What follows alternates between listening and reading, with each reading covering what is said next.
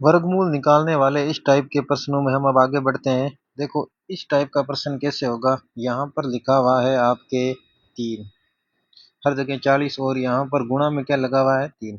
तो अब आपको इस संख्या 40 के ऐसे दो टुकड़े करने हैं या ऐसी दो संख्याओं के गुणनफल के रूप में लिखने हैं जिसका अंतर 3 होगा, जिसका अंतर होना चाहिए 3। तो 40 को मैं कैसे लिखूंगा, 40 को मैं लिख सकता हूँ 5 गुणा 8। अब देख लिए 8 और 5 में अंतर कितने का है, 3 का। तो 40 को मैं लिख सकता हूँ 5 गुणा 8। अब यहाँ पर हर जगह जहाँ जहाँ प्लस है तो इसका मतलब उत्तर होगा बड़ी वाली संख्या यानी 8। और यदि बीच में आपका आ गया माइनस है तो उत्तर आ जाएगा छोटी वाली संख्या यानी 5। अब देखो ये पता हम कैसे लगाएं, इसकी भी एक ट्रिक है कि 40 को मैं 5 गुणा 8 लिख सकता हूँ, इसका सीधा पता हमें कैसे चलेगा। तो आपको एक काम करना, आपको ये देखना है 40 का वर्गमूल किस किस के बीच में आता है। तो 40 से जस्ट छोटी पूर्ण वर्ग संख्या है 36 और 40 से जस्ट बड़ी पूर्ण वर्ग संख्या है 49। 36 का वर्गमूल होता है 6 और 49 का वर्गमूल होता है 7। यानी जो 40 का वर्गमूल है वो आपके 6 और 7 के बीच में आता है। तो आपको करना क्या है, ये इसका वर्गमूल किस किस के बीच में आता है वो संख्या लिखनी है, उनको छोड़ना है। इससे एक कम, इससे एक कम लेंगे 5 और इससे एक ज़्यादा लेंगे 8। तो आपका ये आ जाएगा 5 गुणा 8। इस टाइप से आप इसका पता लगा सकते हो। अगले क्वेश्चन में ट्राई करते हैं इसको। देखिए ये आ गया आपका 88, यहाँ 3 लिखा हुआ है, इसका मतलब इसके ऐसे टुकड़े करने हैं जिसका अंतर 3 हो। तो ये तो हम देखते ही पता लगा सकते हैं, या फिर अपन ट्रिक लगाते हैं कि 88 का वर्गमूल किन किन के बीच में आता है।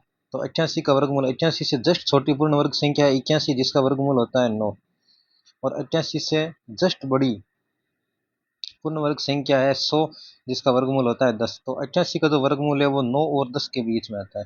तो आपको संख्या लेनी है 9 से 1 कम यानी 8, 10 से 1 ज्यादा यानी 11। तो आपका उत्तर संख्या बन जाएगी 8 गुणा 11। अब यदि यहाँ प्लस लगा हुआ है तो आपको आपका उत्तर होगा बड़ी वाली संख्या यानी 11। और यहाँ पर बीच में यदि आपके माइनस लगा हुआ है हर जगह तो आपका उत्तर होगा छोटी वाली संख्या यानी 8। इस ट्रिक से आप ये पता लगा सकते हो। आगे देखिए 130, ये भी मैं देखते पता लगा सकता हूँ कि 130 है आपका 10 गुणा 13। अंतर 3 का लेना है क्योंकि यहाँ पर 3 है, 10 गुणा 13। तो प्लस का चिन्ह है तो उत्तर हो जाएगा आपका 13, माइनस का चिन्ह है तो आपका उत्तर हो जाएगा छोटी वाली संख्या यानी 10। स्कोर कैसे पता लगा सकते थे हम, इसका वर्गमूल किस किस के बीच में आता है, 11 के और 12 के, 11 के और 12 के। तो 11 से जस्ट छोटी संख्या 10, 12 से जस्ट बड़ी संख्या 13। इस टाइप से हम इसका पता लगा सकते हैं। ये देखिए ये बड़ी संख्या और देखिए 238। अब देखना है 238 का वर्गमूल किस किस संख्याओं के बीच में आता है। तो 238 से जस्ट छोटी पूर्ण वर्ग संख्या है 225 जिसका वर्गमूल है 15। इससे बड़ी है 256 जिसका वर्गमूल है 16। आपको संख्या लेनी है 15 से 1 कम यानी 14, 16 से 1 ज्यादा यानी 17। अब आप देख लो 17 गुणा 14 आपके 238 ही आएगा। 14 गुणा 17 आपके कितना आएगा 238, क्योंकि यहाँ पर प्लस लगा हुआ है तो आपका उत्तर होगा बड़ी वाली संख्या यानी 17। क्योंकि यहाँ पर माइनस लगा हुआ है तो आपका उत्तर होगा छोटी वाली संख्या यानी 14। अगला क्वेश्चन देखिए, ये बहुत बड़ी बड़ी संख्या आ जाए तब भी हम इसको आसानी से कर सकते हैं। 598, 598 का वर्गमूल किस किस के बीच में आता है। 598 से जस्ट छोटी पूर्ण संख्या है 576 जिसका वर्गमूल होता है 24।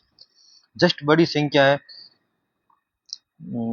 625 जिसका वर्गमूल होता है आपके 25।